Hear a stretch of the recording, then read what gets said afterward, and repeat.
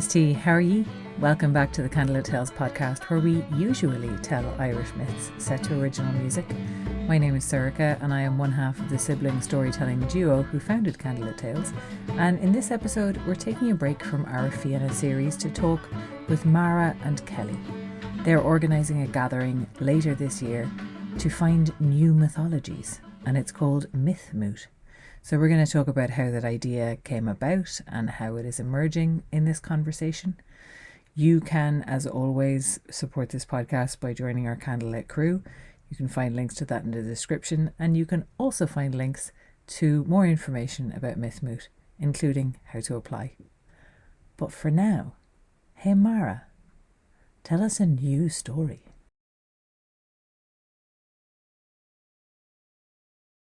There's not a lot I can tell you about life before the great burning of the world. Only scraps remain, fragments, really.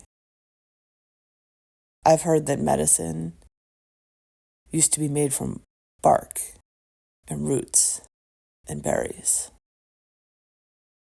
I've heard that people knew the tracks of all the animals in both the winter snow and the summer mud. I've heard that the sky at night was a great map full of stars, always showing the way. I've heard that life back then was full of song. There were songs for when people were born. There were songs for when people would pass away. There were songs for hewing trees and weaving baskets, and songs for working and songs for loving and songs for mourning and songs for playing. I've heard that people lived like they knew that the earth was their only home, like the mountain was their brother and the river their sister, and that the words they spoke, the language they used, it rose up out of the land and through them. So even the words themselves were a form of singing back to the place that held them, that was their whole world. Now, I don't know a lot, but I have heard that there was this one particular time of year, every year, before the cold of winter set in, the very end of the fall, after the very last harvest, to mark the very last harvest.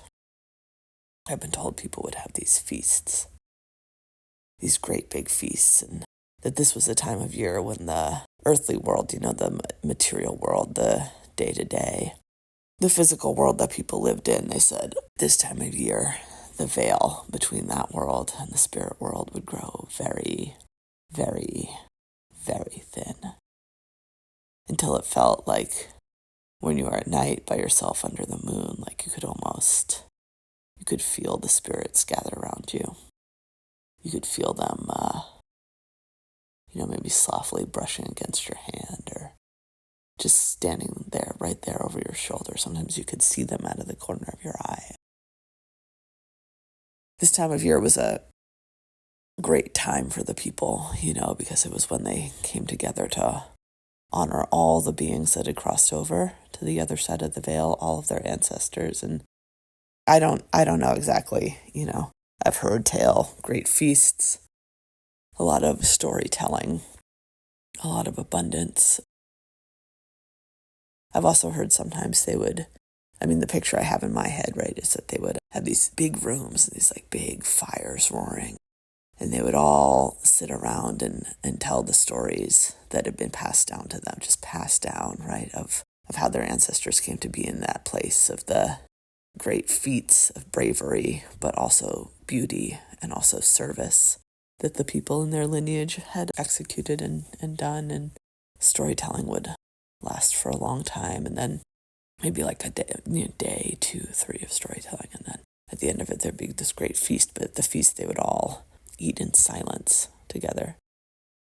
And I've heard that because at that moment, they were eating not for themselves, but they were eating for their ancestors, right? Like their ancestors who could no longer eat, whose physical bodies could no longer be fed. They were feeding their own physical bodies in order to feed these spirits. And then I heard that they would go outside, like under the moon.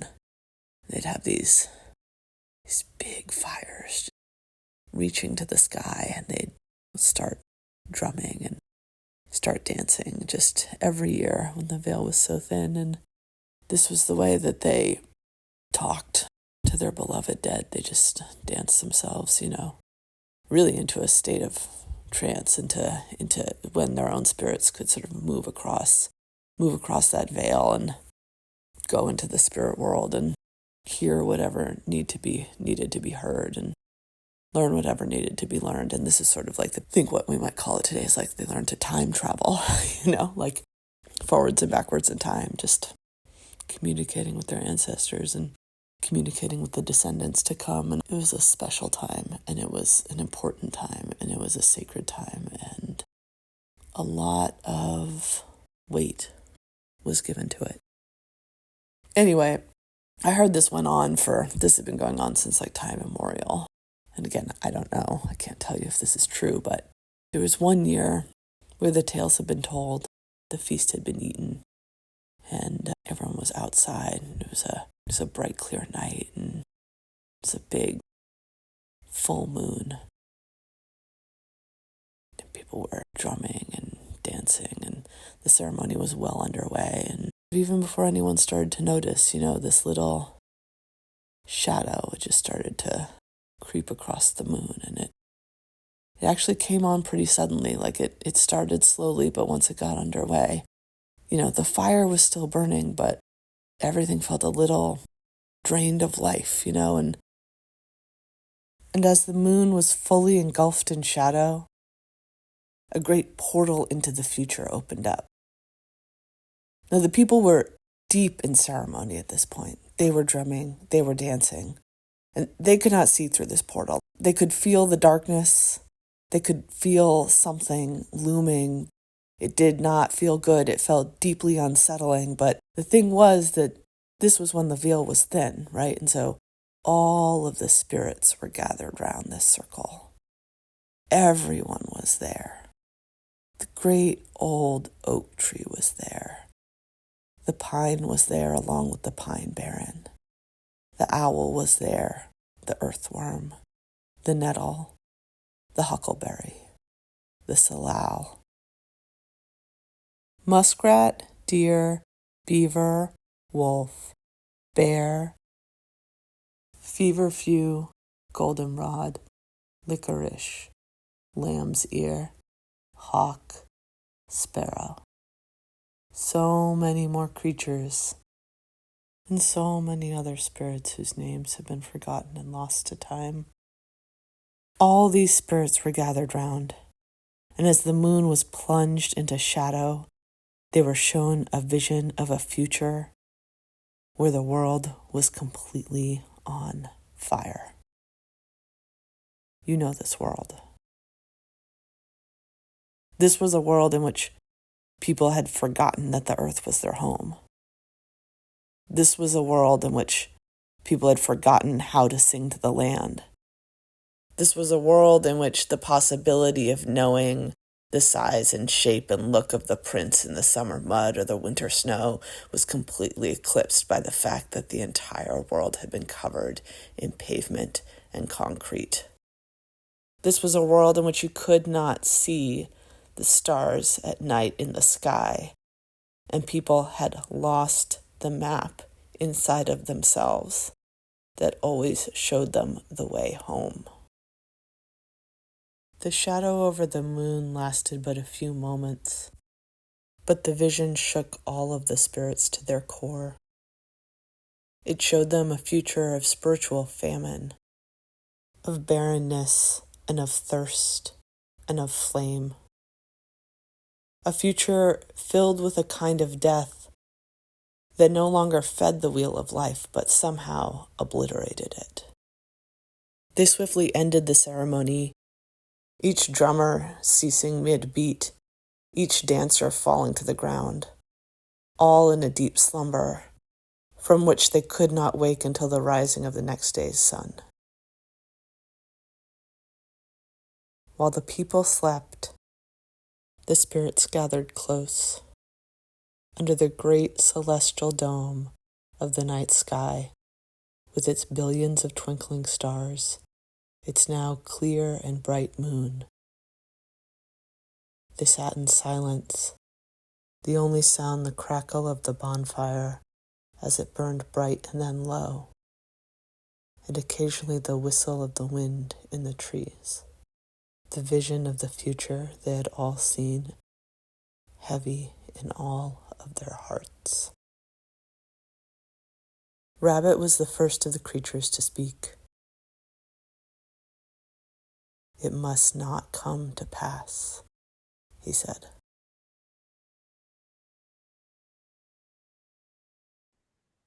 And that story ends right there on purpose.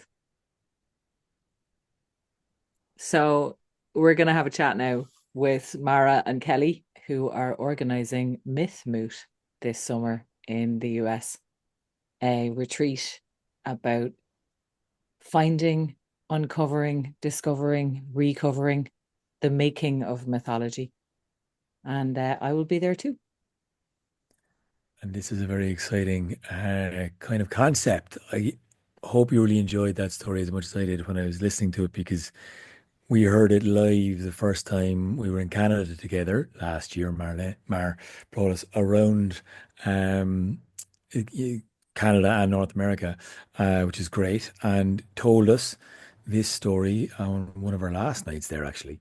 And I kind of think it transports you into the time of these stories that we tell, and also poses a few questions of what for me anyway, what have we forgotten, and the big forgetting. And I suppose, yeah, what are we trying to remember, and how do we remember? So, yeah, Mara, Kelly, so great to have you both here. I'm really excited to hear about Myth Moot because I don't really know about it all that much. This has been something that Sorcha has been secretly hearing about and plotting away and hearing and You know advising me and and my the secret story, plots. plotting away there, and just suddenly she gets invited over to your amazing little retreat, I guess it's called. Um, I think I want to go over to Mara first. Do you want to maybe just link in with this story a little bit of like, you said you have an ending to that story and yet we left it open there. Is that the point of to invite people to find their own ending? Oh, no. I mean, they could. I won't stop them, but first, hi. Yeah, thanks for having me. Yeah, it's so touched and honored to be on y'all's podcast. I've listened for years and it's been such an amazing endeavor that y'all are doing. Uh, I guess I'll just say first that I'm American. I'm a settler. I live in the United States, like I'm a white person, and my ancestry is Irish and Italian, and like I didn't even know that there were Irish myths until I lived in Ireland. Like that is this kind of like pretty well kept secret, I feel like, among the like Irish American community. And it was as someone who had sort of like been I've been having this experience for a while, like I try to spend a lot of time with the earth. Like I try to spend a lot of time with living beings who are not humans, and try to, like attune to them and communicate with them and be in conversation with sort of the Hmm. more than human world. And as someone who had felt like the earth was telling me stories, it was such a um it was such a like uncovering and awakening to realize that like that existed in my ancestral lineage, right? That wasn't something that was just like happening to me. This was something that my ancestors Yeah. have been doing for thousands of years, and that like there's a real I think that maybe this is like not as familiar to Irish audiences, although I think we experience it in like different ways, but like uh being a white settler in the United States, like you have no spiritual maps, guide maps, right? Like your own ancestral traditions are totally, you're completely divorced from them. Like you're not even living on the land that houses your ancestors' bones, right? And so like knowing that there like was a cultural lineage that I could be like, oh, like these are the stories that my ancestors told around the fire. Like that was such an enormous gift. Like I can't even Yeah. underscore like how important I think like the work that all y'all are doing. This is a little off topic. I'm just like on the podcast, so I'm raving about y'all, you know. And look, Mar, it's been great to get to know you. I'll cut you off because it's been such an interesting journey to see you join our first lockdown storytelling courses, get to know us, perform, blast us away with a few performances early on. And then just, it's been fascinating talking to you over the last few years now about the idea of creating mythology. Like, where do myths come from? And that's kind of one of those deeply druidic, kind of almost shamanistic kind of um, levels of looking at stories of like how were they felt and where do they come from and what for what reason and who's the teller? Where's that source connected to? So um, I could continue this track of getting beautiful praise for our podcast, which I do appreciate. But I do need to get on over to Kelly. Um, Kelly, I'm not even sure where to begin again. So, do you want to maybe introduce your part of this puzzle for Myth Moot? Yeah. Um, Thanks for having me. I am an herbalist and I was invited in to like help hold some of the ecological pieces.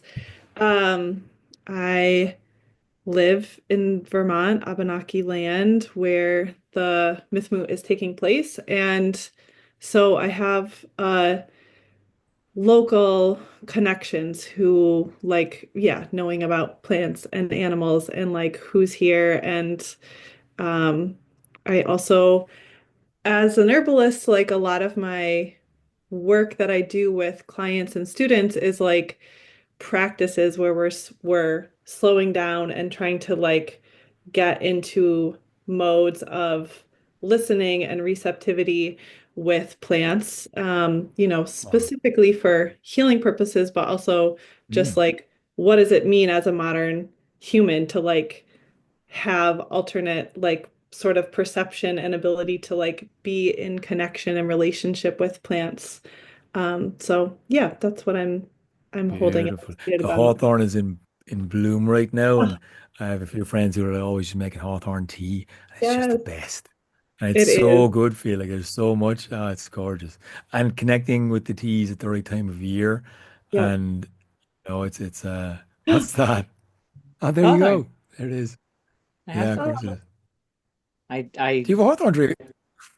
no, I was at a celebration on Sunday. It's 25 years that our meditation group in Dublin has been running. So we got together to mark it and honor the founder. And this was we had some May flowers. So this was our skakgal. This is our hawthorn. mm. I got to figure out how to make tea out of it before all the petals fall off because it's currently shedding. Just put them in hot water. Just put them in hot water. Just the petals or also the leaves? I don't know, man. The The petals. leaves, The the petals. The leaves, and leaves. the berries. The flowers taste a little bit like fishy to me, like not my Yeah, favorite tea yeah, flavor. Yeah, fair. yeah. I No, can no, do make do the flowers. It's hawthorn. fine. It's totally fine. You don't know what you're talking about.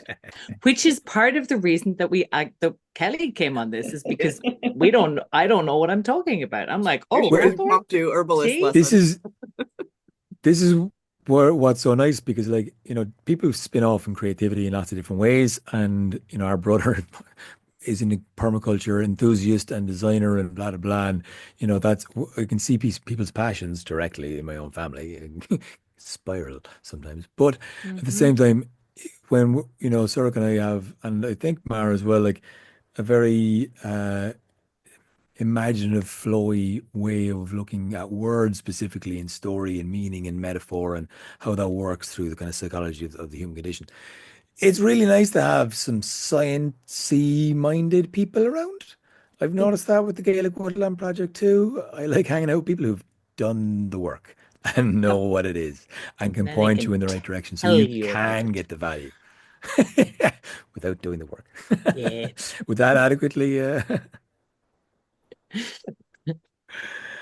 No, I mean, I'm curious as to where then do you forage a lot? Will you be doing kind of rituals with the plants? Will you be eating a lot of local produce? Are there stories connected to the foods? What's the what are the ingredients for yeah, your herbalist concoction, I guess? Mhm. A little bit TBD. Yeah, I think I am excited to like help. There's this idea of kind of the green wall when you're like Mm. in a new place, especially, and just being like, everything is green. I don't know how to like parse out who is who and what's what. So I think, Yeah. yeah, having some opportunities for people to like actually get down on their hands and knees and be like, hi, who are you? Like, what are you up to? Who's your neighbor? What's around? Um, like, I think that kind of stuff will be exciting. I'm sure we'll have tons of local Oh, produce beautiful. because Yeah. it'll be August in Vermont when everything is really popping. Um, Oh, yeah. wow. Yeah, brilliant. I was down a farm with Dermot Ling recently. Uh, I just came up and wanted to stop off at a place he's trying to buy at the moment. But it's this beautiful farm, and half it's gone wild, and there's a stream going down to it, and it's just this field of nettles. And like he's looking at it going like, it's just great, but I should not like I should make this is like, do I just wrap it up and make tea out of it all the time? Because like I can't cut it down. It's great. It's just this fucking feed, massive slope of nettles. It's kind of gorgeous. Like, and then you see different flowers popping up on the edges of it, and just like it's absolutely gorgeous. And like there's so much there at the fingertips. Even the ferns now as they're curling, apparently you can fry them. Stuff I'm only kind of dipping my toe into. So it's Mm. amazing that you have it there. So, Sorcha, in terms of meeting the wonderful Kelly and Mara and co-creating or figuring, where did the dream of this all come together? Or can you tell me a Well, little bit about that? I think it started with kind of conversations that I was having with Mara last year when we were over in Canada and the US. Mara scooped us and brought us in her car with her dog um, on many R- adventures. road And trip, on the road trip. long road trips, we got The into some chats, fucking and actually the there was snowstorm was interesting. The snowstorm was snowstorm interesting. was interesting. I have no notes. I took a weed gummy and got hypnotized by swirling snow, Boom. and Mara drove us through the night to a safe space. God bless the US of A. I'm telling you. Um, No, it was great. We had a lovely adventure, and actually, I think we started having some serious chats about this. I think there was the time you went to New York City to see some friends and connect with some people there, and the two of yeah, us because you were stay in. together. Yeah. We were in an artist retreat center in upstate New York, and just got Sure. into like chats about like Mara's practice of hearing myths and telling myths, and you told me about telling them in big gatherings or telling them where there was a container or telling them to individual people sometimes. And I was really fascinated by that because, like, we know this about Irish myth that there's this thing of things not being written down and a lot of it being lost and a lot of it being fragmented, which is double-edged because on the one hand we have to rediscover it, but on the other hand, it is open to be rediscovered. So I was kind of Mm, fascinated by this idea of, well, what does it mean to make new stories? And I found myself yeah. talking about it a lot during the year. We had a couple of initial conversations there, and we were like, this is really fascinating. And we know from stories that like the making of stories was part of the training of a poet, right? That's one Mhm. of the things like Fionn McCool learns from the poets was he learns the poetry and he learns how to make poems. Yeah. Uh, and then after that, I remember bringing it up I was at a storytelling conference. I was at the European Federation of Storytelling conference in Scotland. And I brought that up as like a discussion topic with other storytellers, because there are different traditions in Europe that are very well documented and therefore very conservative. So you have to dress a certain way and you have to recite the story word for word. And you have to be in a certain setting. Otherwise, it's not folklore.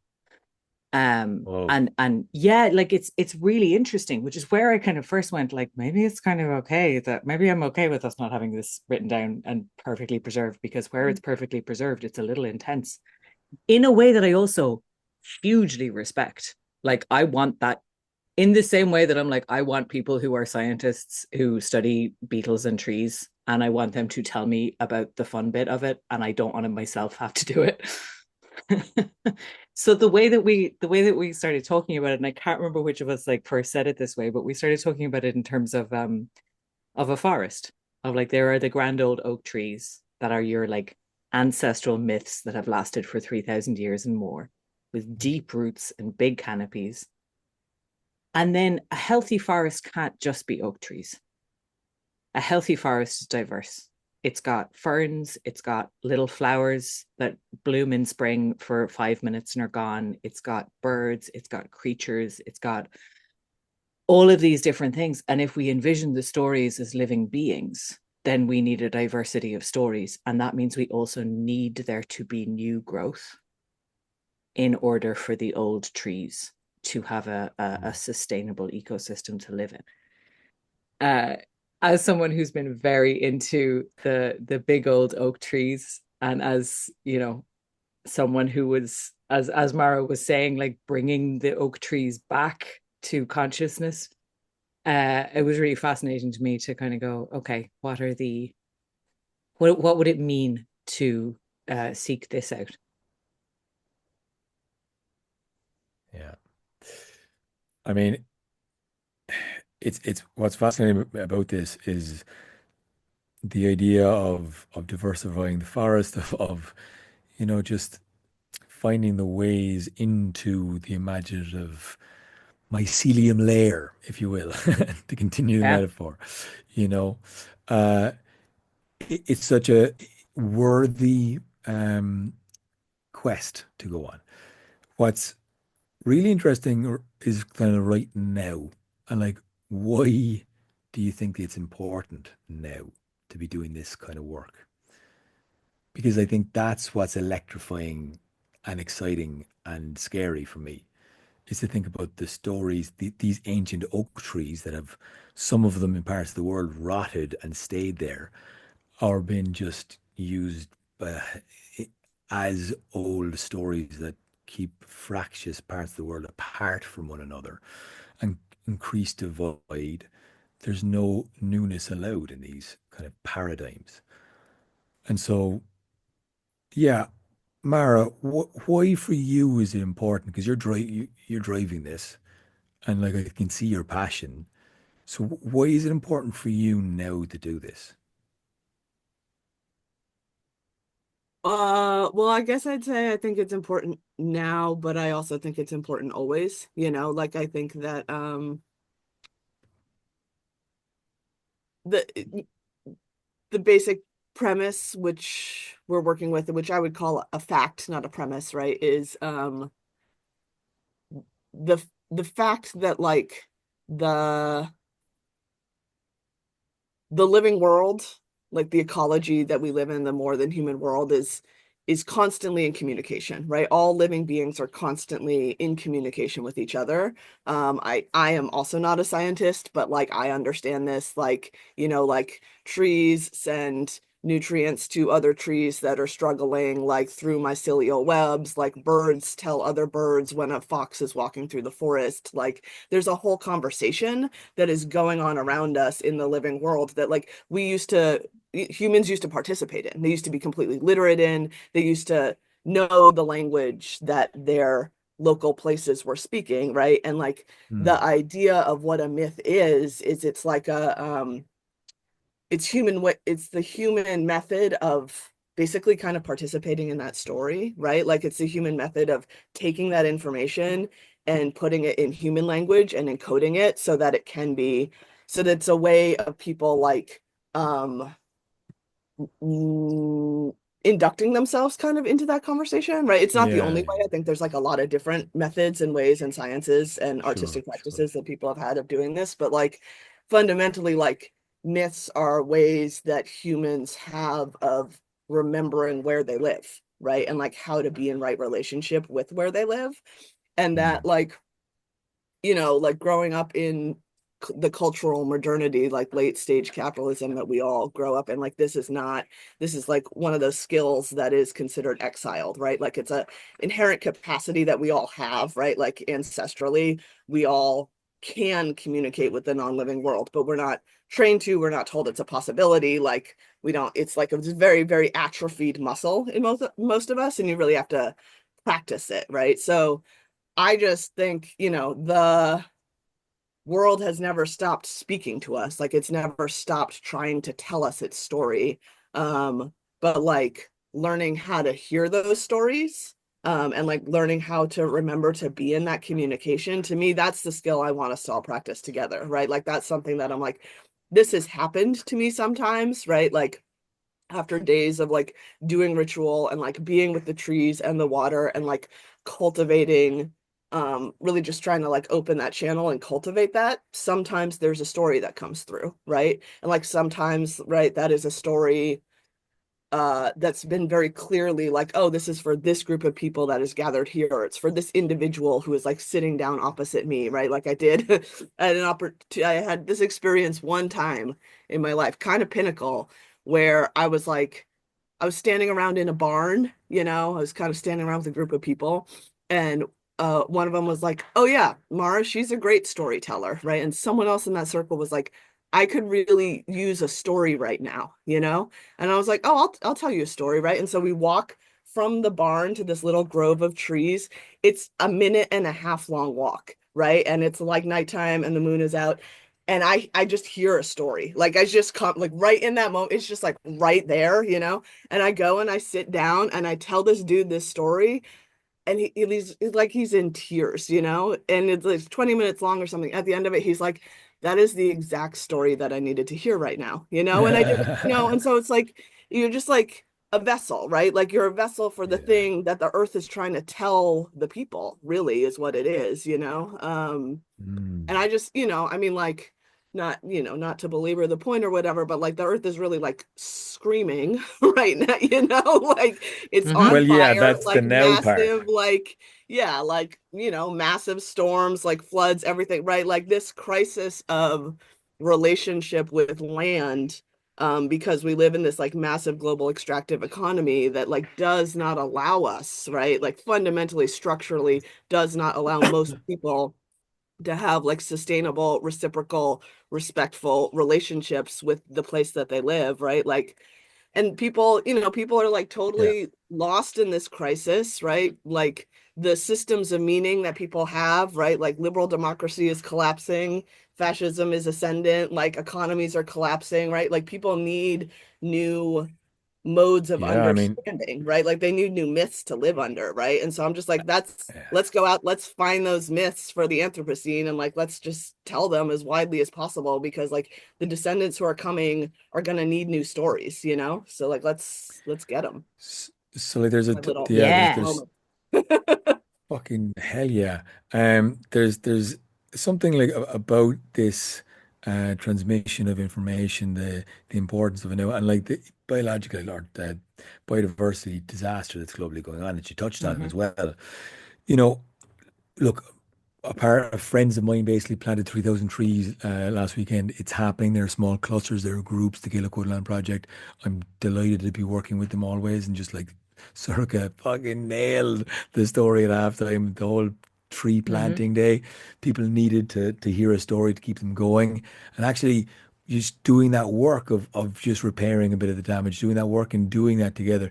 There's something that's just really, as that guy said in that story, Mara, I could do it a story right now. I could do it Mm. someone taking me out of my mind so that I can just allow my emotions and nervous system regulator, whatever it is that you want to call it, just get out of mind and let the body kind of relax and then stay in tune with the natural environment. I mean, it feels like, our stories, and we've written about this recently in our upcoming book, um, of why these stories have been kept and what stories we've kept and the knock-on effects of some random ass shit that meant that we have these stories and not these stories, Hmm. and the ones that have been blacked out or lost and the women not mentioned especially, and the other changes and the translations and all that kind of stuff. It's a combination of that history. There's a colonialization of it all, because like that has just destroyed America's stories so much, and to have that native insight and native knowing of the places, I think, is so important, as you kind of said, always is, and it now especially is.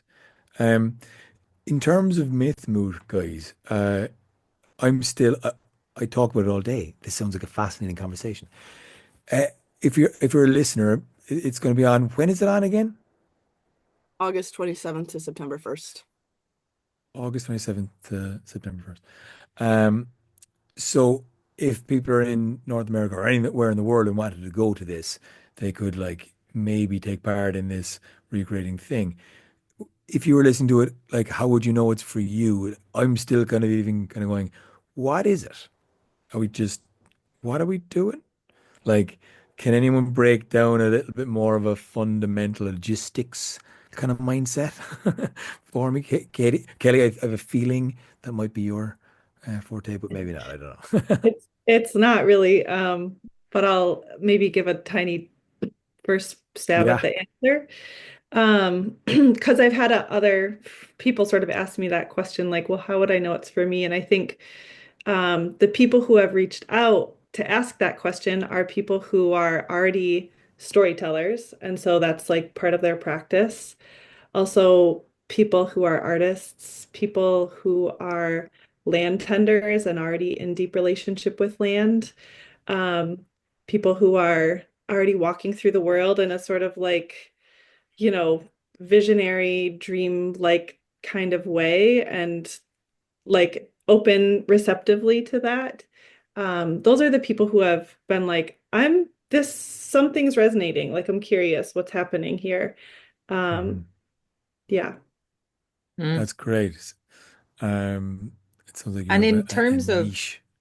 yeah, well, it is. And I think that's one of the reasons we wanted to record the podcast, because we know a lot of people listen to this podcast.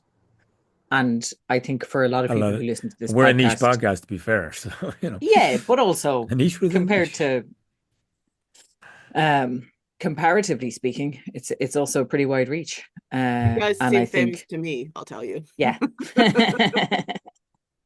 It's because Let's you've binged all of our podcasts, I thought. we don't need to get into what wide reach means in this fucking fragmented media landscape, but uh if a very small proportion of the people listening to this think, oh yeah, that's for me, I'm expecting the majority of people listening to this to go, that sounds nuts, count me out, I have no interest in this, which I think Or is sounds like an fine. interesting chat. And Or yeah, yeah, yeah, yeah.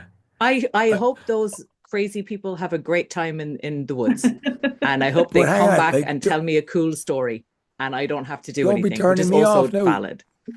Don't be turning me off now. If I'd like to go and I'm just like thinking, all right, there's gonna be a lot of crackheads there. Like, don't be saying like, how crazy are we allowing in here, people? Like, Well, how out there do you have to be? yeah, I don't think you have to be out there really No. very much at all.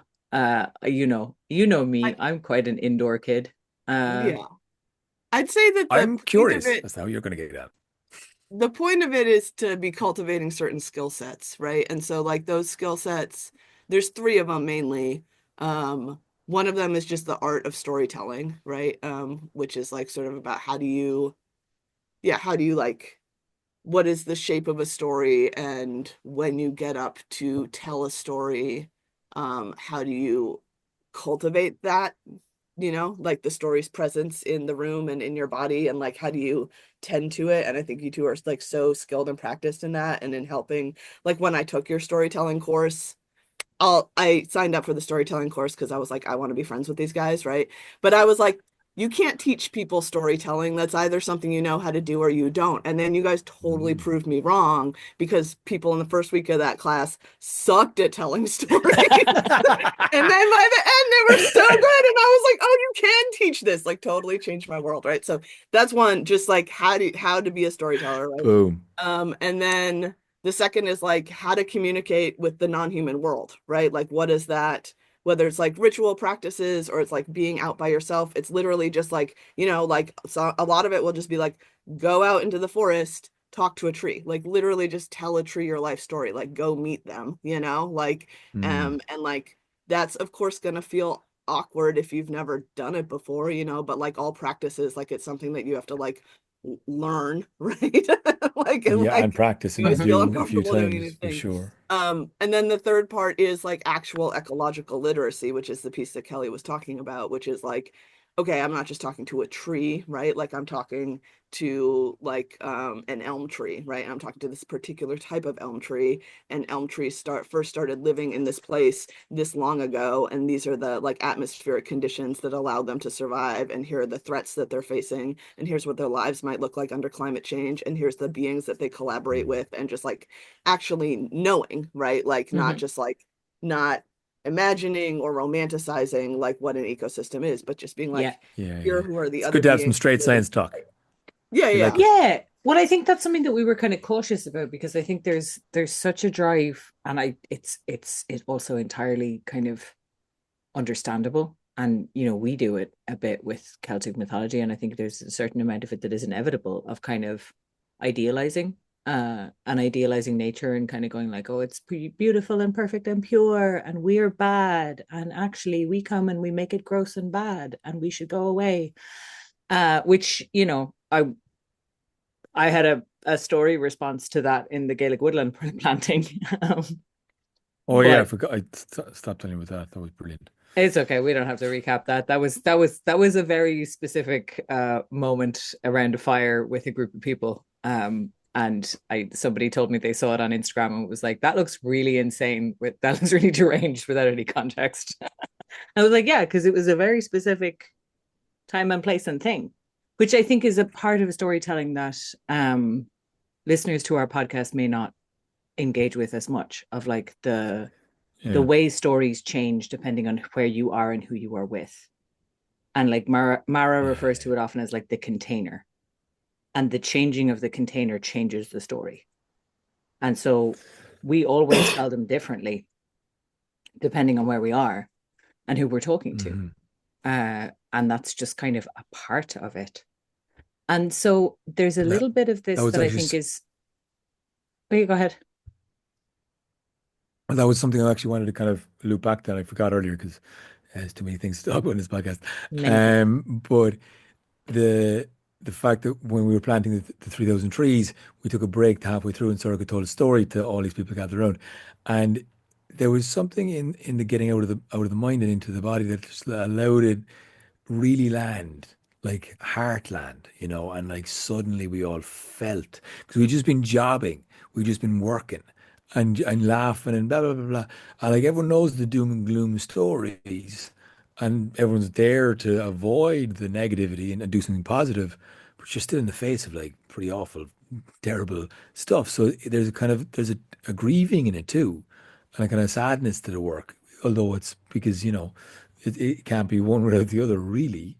But it's feeling. I think it's getting back into feeling of it, Hmm. and I think that's what, in my experience, has been with rewilding the mind, rewilding the body, rewilding the senses as much as I can, anyway, when I can, you know, and I'm so curious as the mixing pot of this new view into story creation and about in the natural environment.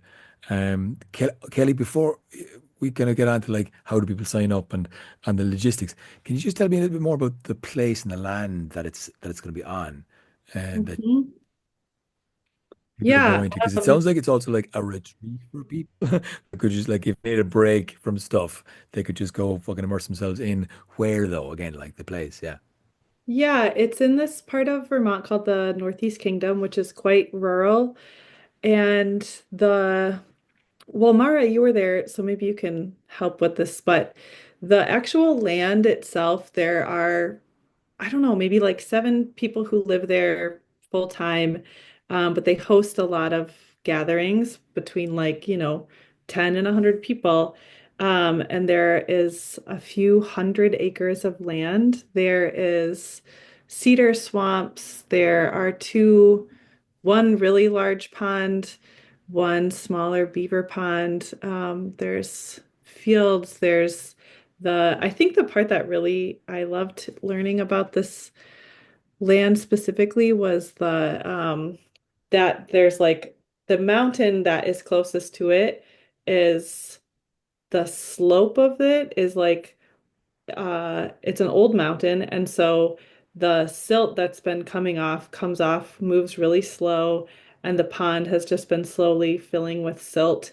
And the person who was giving us a tour and talking about the people who live there, she's like, we as a group of people like also move slow and make decisions slowly, and like that kind of slow seeping water that's coming off the mountain is like feels resonant with kind of the energy that's there. There's a slow Mm, steadiness to it. Do you want to say anything more, Mara, about that? Do you remember that better than I do? that's Uh, beautiful. no, that was I liked that moment too when she was giving us the tour. I think, the two other things I'd say are we are also like at this gathering, we will be collectively engaged in a process of like meeting and greeting this place and like getting to know it, right? And so that's something that like we're starting earlier, right? Like we're going up there, we're doing rituals, we're sitting with the land, right? But that's like we're not experts, like Mm. and so like the gathering really is like very explorative and co-creative, and this is sort of like another aspect in which people will be co-creating with us. And so if there are other folks who are already living in that bioregion who feel like they who know more, or who know other things or whatever, who already have relationships with a lot of the beings, like that's very welcomed. Like we're really not trying to position ourselves as any type of Mm. experts. And then I think the other piece to say is just like, there's a um yeah, there's a whole layer. Originally, I had hoped to do this retreat in Ireland, right? And Mhm. I had sort of hoped to do that because there's very complex layers of story and memory and loss and But displacement Jez, we and still violence might. and colonization, We still might do that it. We still might yeah, do it. yeah, I would love to do it in Oh Ireland yeah. too, but I just mean doing it here in the States, right? And like especially it being organized by two settlers and one person who's coming over from Ireland, right? There's just layers of loss and violence and colonization. Like there were people who lived on this land, and like those people had stories of this land, right? Like, and like this land told them stories, like they had their own ancestral myths, and like those are not my stories to tell, right? And we're like in exploration and in conversation with folks who like with Abenaki folks who lived in this Yeah. place, but like there's like a whole um there's a lot of Mm. questions. There's a lot of questions for me, and I think a lot of questions we need to hold and discuss collectively about what it means to be trying to sort of like awaken and re-enliven ancestral practices on places that we're not ancestrally from, and like how to do that in like a good and responsible way that doesn't invisibilize the history of genocide that happened on these lands, isn't trying to be appropriative from the folks who lived here before us, walks in a respectful way, but also doesn't um, minimize the fact that like the land is still trying to communicate with everybody who lives here now, and there's Mhm. yeah, layers of pain and complication and trauma there that just require like a lot of time, Time and and Yeah. care and space. And I think Yeah. that's And been responsibility and honesty and discomfort, yeah, and fear, yeah, layers and layers, so layers and layers. And I think yeah. this is kind of, for me, this is very much an invitation for other people to come along and do the work with us. Like you were talking a little bit, Aaron, about like, oh, it'd be lovely to like just unplug and chill out and settle your nervous system and have a nice time. And like, yes, that will be part of it. But also, if that's all people are looking for, go to a yoga retreat, go somewhere else, go meditate. Like this is somewhat of a working process that we are interested in exploring with people who also Yeah, want to work on this and explore it. So I think it's going to nice. be less of a, I'm also aware that I am kind of like trying to talk people. I sound like I'm trying to talk people out of applying. A I'm little bit. not. I'm not. I just want to make sure that the people who are interested Might in want to this, work. because I think the people who are excited by that will be more excited when they hear me say, don't just show up to have a fucking nap under the trees. If you need a nap under the trees, go find a tree and go to sleep. You It's know what I all well and mean? good until you want a nap under a tree, and then there's a nap under a tree happening. Well, I'm Like, going to go and find a tree and nap under it then this afternoon, and Just nobody will stop me. just to Um, clarify, you totally could nap under a tree. You just will only be napping under a tree. Okay, that's yes, the only thing that's going that on. will be part of it, but it won't be Naps are the not whole let's lot. remote just let's and just together. clarify. There's a lot of napping under trees, okay? There's a lot of We're all napping gonna be under napping under trees. trees. Listen, And this does so fantastic. also, Okay, just to round out how to apply, we I will was link the just gonna say. form. Oh yeah, cool.